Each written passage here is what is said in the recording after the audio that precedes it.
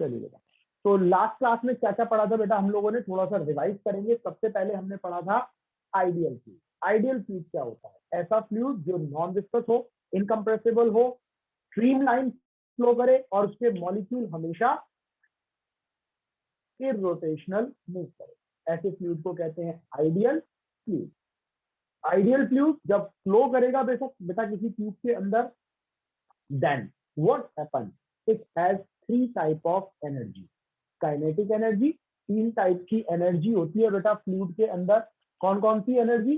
Kinetic energy, potential energy और pressure energy. जब कोई लिक्विड मूव करता है किसी फ्लूइड के अंदर, it has three type of energy. तीन तरह की एनर्जी इस फ्लूइड के पास होती है बेटा, काइनेटिक, पोटेंशियल और प्रेशर। काइनेटिक एनर्जी मोशन की वजह से, पोटेंशियल एनर्जी पोजीशन की वजह से, position above the earth surface, pressure energy work done by pressure. Pressure जो वर्क करेगा लिक्विड को मूव करने में, उसकी वजह से जो एनर्जी आएगी बेटा उसे क्या कहेंगे? प्रेशर एनर्जी कहेंगे। मैंने आपको बताया था किसी भी लिक्विड की एनर्जी हम या तो पर यूनिट वॉल्यूम नापते हैं या पर यूनिट मास नापते हैं। जब हम यहाँ पर यूनिट वॉल्यूम के लिए लेंगे काइनेटिक एनर्जी तो आ जाएगी half rho we square. Per unit mass के लिए लेंगे तो आ जाएगी बेटा वी स्क्वायर अपॉन टू, आ जाएगी वी स्क्वायर अपॉन टू। जब पोटेंशियल एनर्जी की बात करेंगे तो आ जाएगी रो जी एच पर यूनिट वॉल्यूम और G H per unit mass.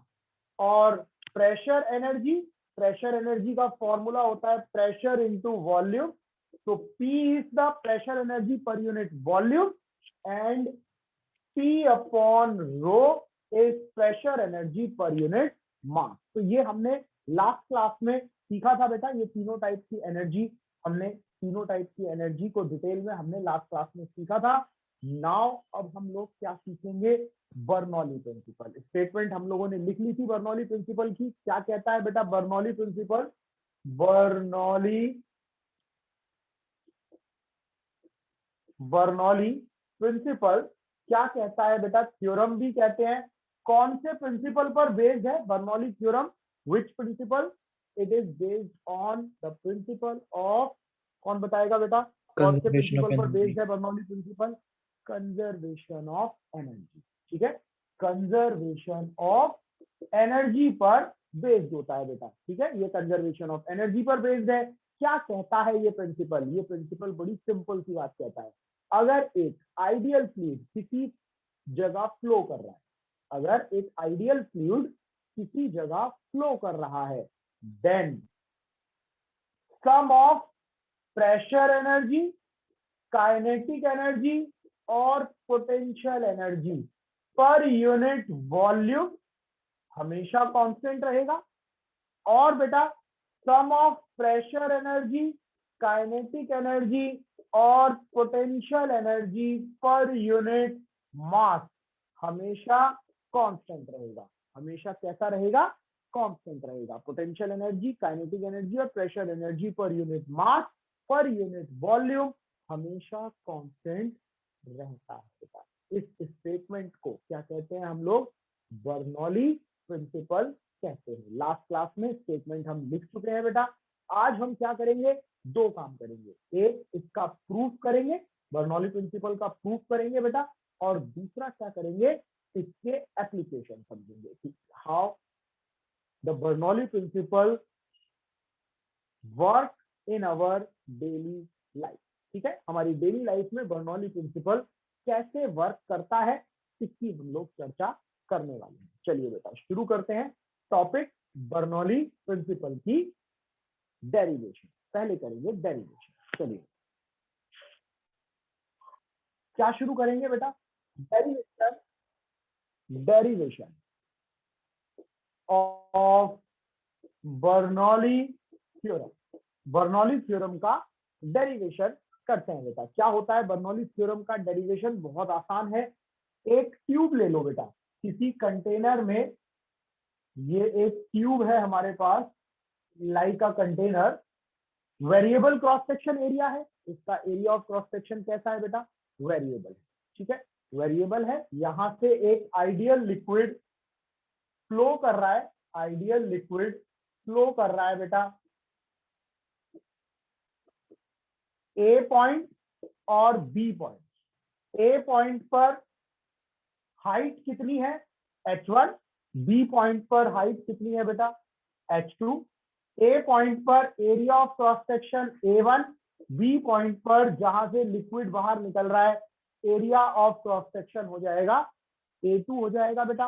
और बी पॉइंट पर वेलोसिटी V2, लिक्विड की वेलोसिटी, जितनी वेलोसिटी से लिक्विड बाहर निकल रहा है V2, और ए पॉइंट पर जितनी वेलोसिटी से लिक्विड अंदर जा रहा है दैट इज V1। प्रेशर की बात करें तो P1 और P2, दोनों पॉइंट पर प्रेशर हमने ले लिया P1 और P2। Initial point, final point. Equation of continuity हम लोगों ने सीखी थी बेटा, जितना लिक्विड एंटर करेगा उतना ही लिक्विड एग्जिट करेगा। यहां से समझेंगे आगे। सबसे पहले हमें साफ दिख रहा है H1 लेस देन है H2, ये तो दिखाई दे रहा है, ज्यादा भी हो सकता है कम भी हो सकता है, यानी पोटेंशियल एनर्जी चेंज हो रही है।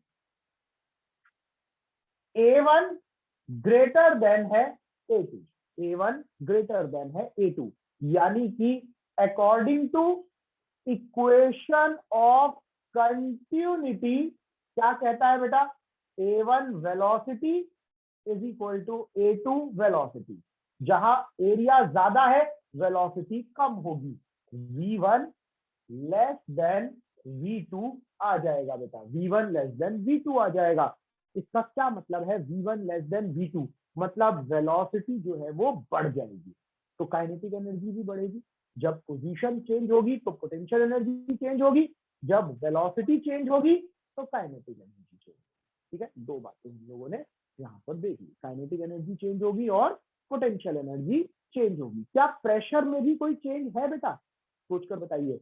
ए पॉइंट का प्रेशर ज्यादा है या बी पॉइंट का प्रेशर ज्यादा है, किधर से किधर लिक्विड फ्लो कर रहा है, ए से बी की तरफ, कहां प्रेशर ज्यादा होना चाहिए, ए पर या बी पर।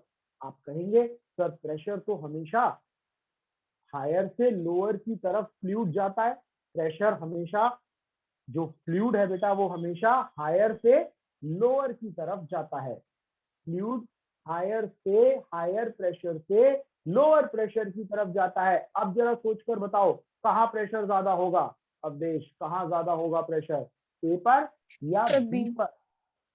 ए पर। लिक्विड किधर जा रहा है, किधर जा रहा है लिक्विड, ए से बी की तरफ जा रहा है, कहां प्रेशर ज्यादा होगा बेटा, कहां ज्यादा होगा प्रेशर, ए पर ज्यादा होगा, बी पर प्रेशर कम होगा, क्योंकि लिक्विड ए से बी की तरफ जा रहा है। प्रेशर ए पर ग्रेटर है, बी पर प्रेशर कम है। As liquid flow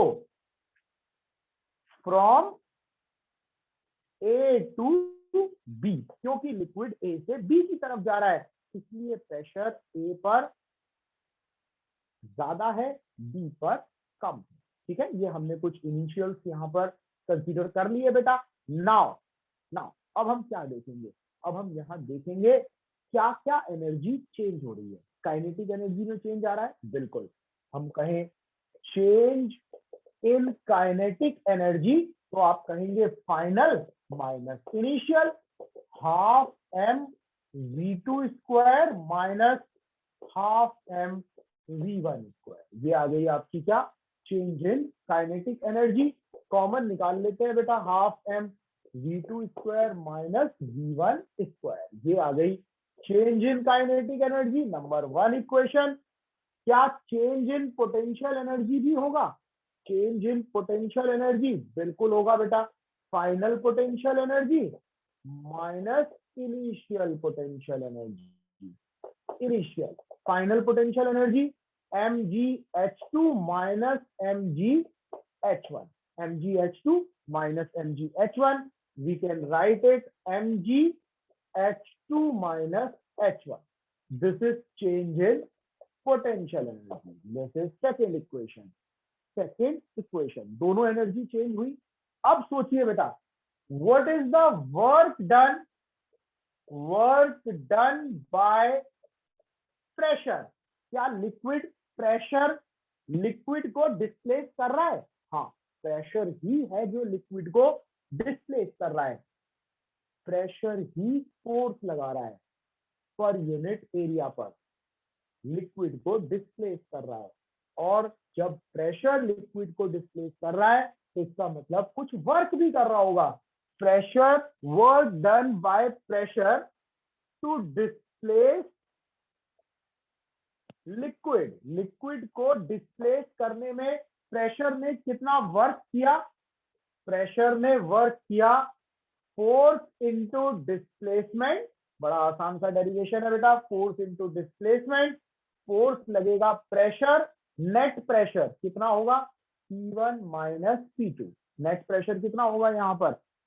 P1 minus P2, क्योंकि मैंने कहा P1 ज्यादा है, P2 से P1 ज्यादा है, into area that is displacement, into displacement. Displacement S मान लेते हैं थोड़ी देर के लिए। तो P1 minus P2 area into displacement, area into displacement बन जाता है बेटा वॉल्यूम। एरिया इंटू डिस्प्लेसमेंट बन जाता है volume.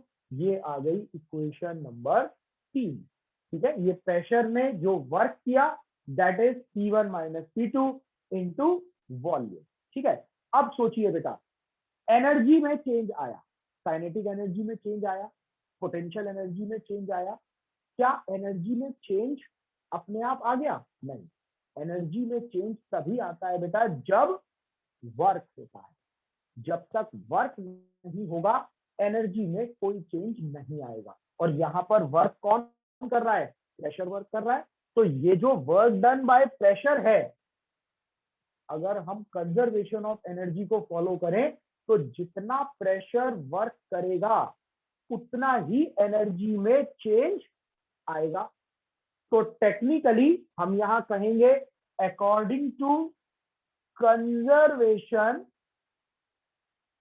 According to conservation of energy, work done by pressure is equal to change in kinetic energy plus change in potential energy. Change in kinetic energy plus change in potential energy दोनों के बराबर होगा बेटा। बताइए, ये concept अगर समझ में आ गया हो तो आगे तो सिर्फ कैलकुलेशन है, आगे कोई बहुत बड़ी बात नहीं है। फटाफट से देखकर बताएं बेटा, यहां तक समझ में आ गया या नहीं? वैल्यू वैल्यू रख देते हैं बेटा यहाँ पर। वर्क डन बाय प्रेशर कितना आ जाएगा बेटा? वर्क डन बाय प्रेशर हमने निकाला था P1 minus P2 into volume, P1 minus P2 into volume. Change in kinetic energy half m V2 square minus V1 square plus potential energy mg H2 minus H1। तीनों values 1, 2 और 3 equation से उठाकर हमने यहाँ पर पुट कर दिया। ठीक है, हमारे पास एक इक्वेशन आ गई, तीनों से एक इक्वेशन हमारे पास आ गई। अब हम क्या करेंगे, इस इक्वेशन को या तो हम देखो, अभी हमने जो फ्लूइड की बात करी है, वॉल्यूम की बात नहीं करी या मास की बात नहीं करी, ना तो मैंने यूनिट मास की बात करी है ना मैंने यूनिट वॉल्यूम की बात करी है। लेकिन अब हम करेंगे, अब हम कहेंगे फॉर यूनिट वॉल्यूम। अगर यूनिट वॉल्यूम की बात कर लें, मतलब वॉल्यूम से डिवाइड कर दें, टोटल वॉल्यूम V है, वॉल्यूम से डिवाइड कर देते हैं बेटा P1 माइनस P2, वॉल्यूम से डिवाइड कर देते हैं volume, half m upon volume V2 square minus V1 square plus mass upon volume H2 minus H1, H2 minus H1। ठीक है बेटा, H2 minus H1। Volume cancel हो गया, मास अपॉन वॉल्यूम डेंसिटी बन गया बेटा P1 minus P2 half rho V2 square minus half rho V1 square plus mass upon volume density GH2 minus density GH1। Bracket हमने खोल दिए बेटा, bracket हमने क्या कर दिए बेटा, यहां से खोल दिए। तो P1, अब 1 वाली टर्म एक तरफ कर लो, P1 half rho V1 square रो GH1, ये इधर आकर पॉजिटिव हो जाएंगे, plus half rho V1 square, V को जरा अलग बनाएंगे बेटा वॉल्यूम से, प्लस रो GH1 P2 plus half rho V2 square, P2 को इधर पहुंचा दिया मैंने, प्लस रो GH2, रो GH2। ये आपकी इक्वेशन आ गई बेटा, Bernoulli equation, pressure energy per unit volume, kinetic energy per unit volume और potential energy per unit volume. P plus half rho V square plus rho GH is equal to क्या आ गया बेटा, कांस्टेंट आ गया। क्या आ गया, कांस्टेंट आ गया। पर यूनिट वॉल्यूम के लिए pressure energy per unit volume, this is pressure energy per unit volume, kinetic energy per unit volume और potential energy per unit volume हमेशा क्या हो जाएगा, कांस्टेंट हो जाएगा। ये आ गई बेटा क्या, कांस्टेंट वैल्यू वाली, और इसी को कहते हैं, this is called Bernoulli principle. Bernoulli principle. अब ये तो हमने किसके लिए करा बेटा, यूनिट वॉल्यूम के लिए। क्या हम यूनिट मास के लिए भी कर सकते हैं? बिल्कुल। इस वाली इक्वेशन से इसको नाम दे देते हैं बेटा, 4 नंबर इक्वेशन बोल देते हैं। 4 नंबर इक्वेशन को आप मास से डिवाइड कर दो, वॉल्यूम से नहीं, मास से डिवाइड कर दो। फ्रॉम फॉर यूनिट मास, मास से डिवाइड कर देते हैं, P1 minus P2 volume upon mass, half mass upon mass, V2 square minus V1 square plus mass upon mass GH2 minus H1, H2 minus H1, H2 minus H1। Mass volume upon mass density हो गया बेटा, P1 upon row, P2 upon rho, V2 square upon 2, V1 square upon 2 plus GH2 minus GH1, GH2 minus GH1, P1 upon rho plus V1 square upon 2 plus GH is equal to GH1, P1 upon rho V2 square upon 2 plus GH2 plus GH2 देगा। ठीक है, तो यहां से क्या पता चला हमें, यहां से क्या पता चला कि जो pressure energy per unit volume है, pressure energy per unit volume per unit mass, that is V square upon 2 plus GH is equal to constant. Kinetic energy per unit mass, potential energy per unit mass और pressure energy per unit mass constant आता है बेटा, और यही क्या है हमारा Bernoulli principal है। आप एग्जाम में एक ही के लिए करेंगे बेटा, एक ही करना है, या तो वॉल्यूम के लिए करना है या मास के लिए करना है, दोनों का डेरिवेशन नहीं दिखाना है जब तक कहा ना जाए। ठीक है, इतना आप यहां तक कॉपी करेंगे बेटा, फिर इसकी एप्लीकेशन समझेंगे, करेंगे बेटा। पॉइंट स्टडी करेंगे बेटा, यहाँ पर हमारे पास बर्नौली प्रिंसिपल, इसको लिख लेते हैं, P upon rho plus V square upon 2 plus GH is equal to constant. ये क्या है बेटा, बर्नौली प्रिंसिपल है। अगर मैं इसमें छोटा सा चेंज करूं, क्या करूं, ग्रेविटी से डिवाइड कर दूं, ग्रेविटेशन एक्सेलरेशन से डिवाइड कर दूं, तो क्या बन जाएगा, P अपॉन रो G, V square upon 2G और GH अपॉन G, G से डिवाइड कर दिया बेटा, हर तरफ मैंने क्या किया, जी से डिवाइड कर दिया, सारे पार्ट में जी से डिवाइड कर दिया। P plus rho g plus v square upon 2g plus h, एक न्यू कांस्टेंट आ गया, न्यू कांस्टेंट आ गया, न्यू कांस्टेंट आ गया। ठीक है बेटा, अब यहां पर ये जो तीनों चीजें आई हैं, नंबर 1, नंबर 2, नंबर 3, इनके कुछ नाम दिए गए हैं बेटा, नाम दिए गए हैं। क्या क्या नाम दिए गए हैं? P अपॉन रो जी, इसे कहा जाता है प्रेशर हेड। इसे क्या कहा जाता है बेटा? प्रेशर हेड कहा जाता है इसे। ठीक है, प्रेशर हेड कहा जाता है। जबकि v स्क्वायर अपॉन 2g, इसे कहा जाता है वेलोसिटी हेड।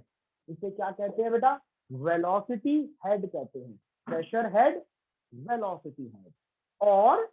और थर्ड पार्ट में एच को हम कहते हैं gravitation head.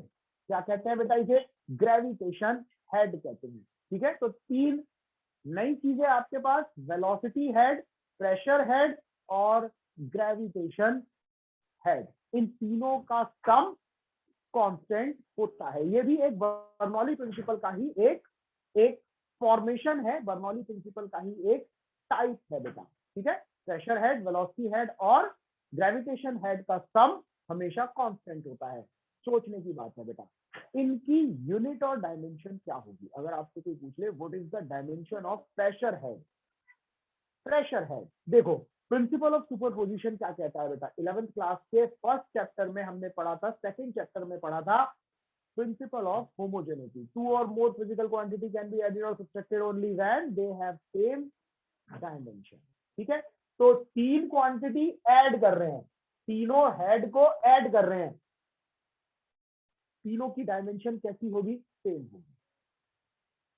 Gravitational head is represented by H, H mean height. तो ग्रेविटेशन हेड की डायमेंशन क्या होगी? एल, यूनिट क्या होगी? मीटर। वेलोसिटी हेड की डायमेंशन क्या होगी बेटा? हाइट, यूनिट क्या होगी? मीटर। प्रेशर हेड की यूनिट क्या होगी? एच या एल या मीटर, डायमेंशन होगी एल। ठीक है, सबकी डायमेंशन और यूनिट कितनी होती है बेटा? एल होती है और यूनिट मीटर होती है। पहले तो आप ये याद रखेंगे। सिंपल सा एक क्वेश्चन एनसीईआरटी में दे रखा है, what is the velocity, what is the velocity of, what is the velocity of किसकी वेलोसिटी बेटा? of a liquid flow with a velocity head as 10 centimetre. इसका वेलोसिटी हेड कितना है बेटा? 10 सेंटीमीटर है। इसकी वेलोसिटी हेड 10 सेंटीमीटर है। Velocity कितनी होगी? 2g v square upon 2g, velocity head और वो दे रखा है 10 सेंटीमीटर, नहीं चलेगा बेटा, 0.1 मीटर। v स्क्वायर आ जाएगा 0.1 इंटू 2g, v आ जाएगा अंडर रूट 0.1 2g, जी को आप 10 ले लेंगे, √2 मीटर पर सेकेंड, 1.414 मीटर पर second. This is what, this is velocity head. किसका वेलोसिटी हेड है बेटा? किसी फ्लो का velocity head, velocity head of a flow, velocity head of a flow. करें बेटा इसको of Bernoulli, application of Bernoulli principle. Bernoulli principle हमारी daily life में किस तरह से एंटर करता है। लेकिन इस टॉपिक को समझने से पहले हमें क्या समझना पड़ेगा? हमें समझना पड़ेगा एक कंसेप्ट, एक छोटा सा कंसेप्ट समझना पड़ेगा बेटा, जिसके अराउंड बर्नौली प्रिंसिपल काम करेगा। इक्वेशन लिख लेते हैं। एज वी नो, जैसा कि हम जानते हैं, क्या जानते हैं बेटा? Term P plus half rho we square plus rho ji h is equal to constant. Bernoulli principle, P plus half rho we square plus rho ji h is equal to क्या आता है बेटा? कांस्टेंट आता है। ये बात हम लोग जानते हैं। इसको लिख सकते हैं P1 plus half rho V1 square rho G H1 P2 plus half rho V2 square plus rho G H2।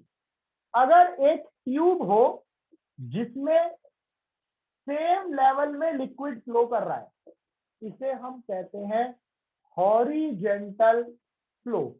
अगर कोई ट्यूब हॉरिजेंटल फ्लो शो कर रही है बेटा, हॉरिजेंटल बिल्कुल सीधा फ्लो यहां पर हो रहा है, मतलब H1 और H2 कैसे हैं? H1 और H2 कैसे हैं बेटा? इक्वल है। H1 H2 इक्वल है, पोटेंशियल एनर्जी में कोई चेंज नहीं आएगा। इसका मतलब P1 plus half rho V1 square P2 plus half rho V2 square, P2 plus half rho V2 square, यानी कि pressure plus half rho V1 square is equal to constant, is equal to constant, is equal to constant. Pressure energy per unit volume और kinetic energy per unit volume का sum कैसा होगा बेटा? Constant होगा। ये बात हमने यहां से प्रूव कर ली।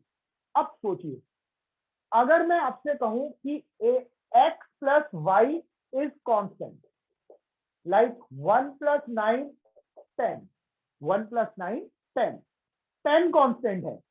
आप x को इंक्रीज कर रहे हैं 2 3 4 5, तो y क्या होगा? y क्या होगा बेटा? अगर x प्लस वाई कॉन्स्टेंट है और x इंक्रीज कर रहा है तो y की वैल्यू 8 7 6 5, y की वैल्यू क्या होगी? डिक्रीज होगी। y की वैल्यू डिक्रीज होगी। अगर x इंक्रीज करेगा तो y डिक्रीज करेगा, अगर x इंक्रीज करेगा तो y डिक्रीज करेगा, क्योंकि x प्लस वाई कॉन्स्टेंट है। इसी तरह से P plus half rho we square एक कांस्टेंट है। अगर प्रेशर इंक्रीज करेगा तो kinetic energy per unit volume decrease करेगा। अब डेंसिटी तो चेंज होगी नहीं, डेंसिटी तो कैसी रहेगी बेटा? कांस्टेंट रहेगी। इसका मतलब वेलोसिटी ही चेंज होगी। तो हम क्या कहेंगे? If P increase velocity decrease, और हम कहेंगे if P decrease velocity increase, ये दोनों इंक्रीज करेंगे। इसका मतलब वेलोसिटी इनवर्सली प्रोपोर्शनल टू होता है प्रेशर, या प्रेशर इनवर्सली प्रोपोर्शनल टू होता है वेलोसिटी। ये कंसेप्ट आपको याद रखना है। किसी भी जगह अगर वेलोसिटी बढ़ जाए तो प्रेशर वहां क्या हो जाता है बेटा? कांस्टेंट हो जाता है। प्रेशर क्या हो जाता है बेटा? कांस्टेंट हो जाता है। अगर वेलोसिटी बढ़ जाए तो प्रेशर कांस्टेंट हो जाता है बेटा। ठीक है, करें बेटा इसको फटाफट। यहां तक वेलोसिटी बढ़ जाए तो प्रेशर कांस्टेंट हो जाता है। प्रेशर और वेलोसिटी का एक रिलेशन हम लोगों ने देखा बेटा, प्रेशर इंक्रीज वेलोसिटी डिक्रीज। ठीक है, अब ये जनरल लाइफ में कैसे अप्लाई होता है? सोचिए, सबसे पहला टॉपिक यहां पर हम पढ़ेंगे blowing of roof. Blowing of roof, जो रूफ होती है बेटा, रूफ जो छतें होती हैं वो ब्लो कर जाती हैं। कैसे ब्लो कर जाती हैं? देखो, ये एक झोपड़ी है, ये एक हट है बेटा, ये एक झोपड़ी है छोटी सी, ठीक है, छप्पर वाली झोपड़ी। ठीक है, अंदर ऊपर प्रेशर P1, अंदर प्रेशर P2, ऊपर वेलोसिटी V1, अंदर वेलोसिटी V2। हवा की वेलोसिटी दोनों जगह बराबर है। जितनी वेलोसिटी अंदर है उतनी ही वेलोसिटी बाहर है। जितना प्रेशर अंदर है उतना ही प्रेशर बाहर है। नॉर्मल डेज की बात हम कर रहे हैं, नॉर्मल डेज। लेकिन सभी दिन नॉर्मल नहीं होते बेटा, कभी कभी तूफान आता है, बहुत तेज हवाएं चलती हैं, ठीक है।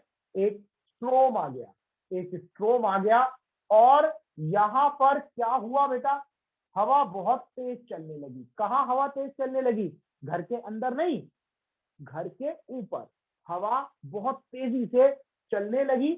जब हवा तेजी से चलने लगी तो हवा की वेलोसिटी अंदर की कंपैरिजन में क्या हो गई बेटा, ज्यादा हो गई। v1 become greater than v2।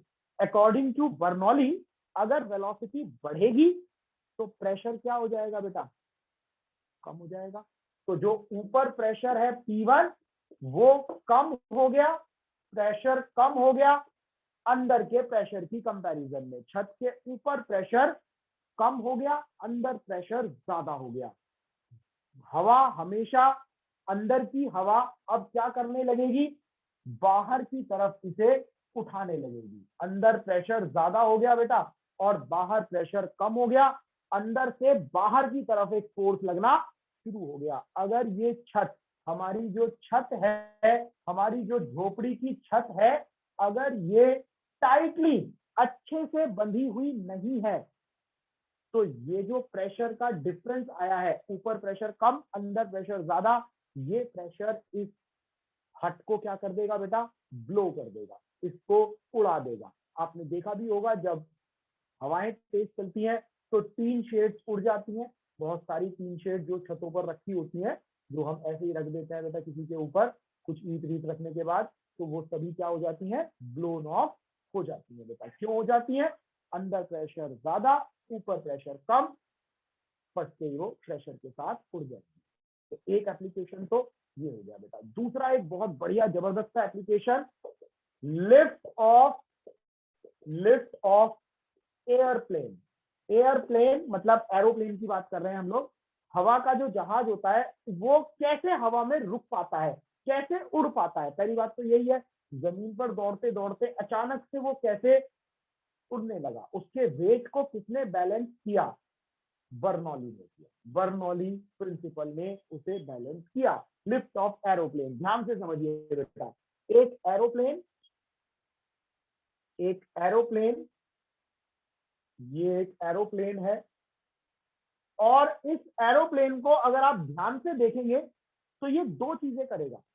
एक तो उड़ने से पहले रनवे पर दौड़ लगाएगा, इसके लिए दौड़ना बहुत जरूरी है। दूसरा, अगर आप ध्यान से देखेंगे तो इसकी जो ये विंग्स है बेटा, ये ऊपर से कर्व होती हैं और नीचे से ये फ्लैट होती है, नीचे से फ्लैट होगी। अगर मैं इसका क्रॉस सेक्शन करके देखूं, ऐसे करके ये विंग्स हैं, ये विंग्स हैं, ऐसे यू काट के देखूं इधर से ये कैसी शेप में दिखाई देगा, तो ये मुझे ऊपर से कर्व और नीचे से फ्लैट दिखाई देता है बेटा। नीचे फ्लैट रखते हैं इसे, ऊपर से कर्व रखते हैं। ऐसा करने से क्या लाभ होगा? जब ये हवा में दौड़ेगा, हवा में नहीं, जब ये रनवे पर दौड़ेगा, हवा आगे से आएगी बेटा, यहां से हवा आएगी और कुछ हवा इसके ऊपर से जाएगी, कुछ नीचे से जाएगी। इस तरह से कुछ हवा ऊपर से जाएगी, कुछ नीचे से जाएगी, ठीक है। जो एयर ऊपर से जाएगी, ध्यान से सुनना बेटा, ऊपर से जाने वाली हवा ज्यादा लेंथ ट्रेवल करेगी क्योंकि एरिया कर्व है। नीचे से जाने वाली हवा कम लेंथ ट्रेवल करेगी। नीचे वाली हवा कम लेंथ ट्रेवल करेगी, ऊपर वाली हवा ज्यादा लेंथ ट्रेवल करेगी। तो स्पीड कैसी होगी बेटा? ऑब्वियसली ज्यादा होगी, क्योंकि जितनी एयर आएगी उतनी एयर जाएगी, ये तो रूल है। जितनी आएगी उतनी जाएगी। जब लेंथ बढ़ गई तो स्पीड भी बढ़ जाएगी। ऊपर हवा की स्पीड v1, नीचे v2, v1 greater than v2। ऊपर हवा की स्पीड ज्यादा हो गई, नीचे हवा की स्पीड कम होगी। बर्नौली कहते हैं जैसे ही हवा की स्पीड में बदलाव हुआ, प्रेशर भी ऊपर वाला कम हो गया, नीचे वाला प्रेशर ज्यादा हो गया बेटा। एरोप्लेन के नीचे प्रेशर बढ़ता गया, ऊपर प्रेशर घटता गया। धीरे धीरे ये प्रेशर का डिफरेंस इतना ज्यादा हो गया कि प्रेशर मल्टीप्लाई बाय एरिया, ये फोर्स जनरेट कर देगा ऊपर की तरफ, अपवर्ड एक फोर्स जनरेट करेगा जो कि बैलेंस कर देगा वेट ऑफ एरोप्लेन को, वेट ऑफ एरोप्लेन को बैलेंस कर देगा। उस समय एरोप्लेन जस्ट अपनी नोज को ऊपर उठाएगा और क्योंकि वेट तो बैलेंस हो गया, अब वो ऊपर ऊपर ऊपर ऊपर ऊपर चलता जाएगा। अब वो एक वेटलेस ऑब्जेक्ट की तरह जितनी ऊंचाई पर चलाओ उसे, ग्रेविटी अब उसे नीचे नहीं खींचेगी। कितना सिंपल सा प्रोसेस है, कितना सिंपल सा प्रोसेस, ठीक है। यही प्रोसेस आपका एरोप्लेन में काम करता है बेटा। और भी बहुत सारी जगह हम बर्नौली प्रिंसिपल्स को देखते हैं, नेक्स्ट क्लास में डिटेल में स्टडी करेंगे बेटा इस एप्लीकेशन को। फटाफट यहां तक कॉपी करें।